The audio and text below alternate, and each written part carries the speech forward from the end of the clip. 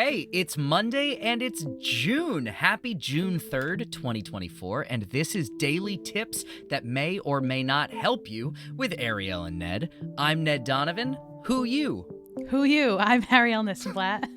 Yeah, you are. And did you know that to kick off June, you have the first tip of the month?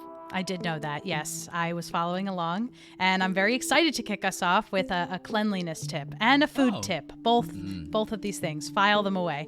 So I recently decided I'm going to become a smoothie person again. Oh, you've hit the smoothie phase. Yes, All right. the smoothie phase of the year. I love smoothies, but it's been a few years since I've made them on my own. I do go and buy them every once in a while, but it is so expensive for no reason. It is wild.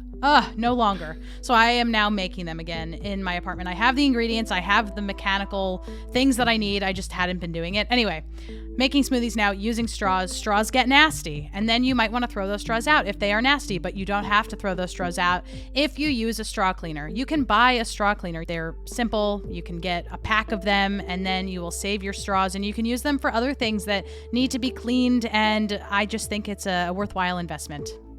I would agree. I'm going to ask a non-straw cleaner Go ahead. question, though. What's your go-to smoothie ingredient? I put kale. I like peanut butter. I like strawberries. I like mangoes. I like cinnamon, and I like almond milk. That sounds like a hell of a smoothie. That's pretty good. Yeah. What about you? Yeah. I'm sort of all over the map. A little Greek yogurt to give it a little creaminess. I really love raspberries, so raspberries in my smoothie makes me a happy boy. And then I experiment with different protein powders. Like I'll get different protein powder flavors to specifically just see if I like them in smoothies. I need to play around with protein powder. That will be a future tip. But until then, we hope you clean your straws and have a lovely day.